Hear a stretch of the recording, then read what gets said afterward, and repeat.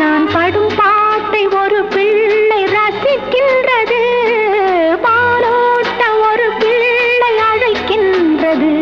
நான் படும் பாட்டை ஒரு பிள்ளை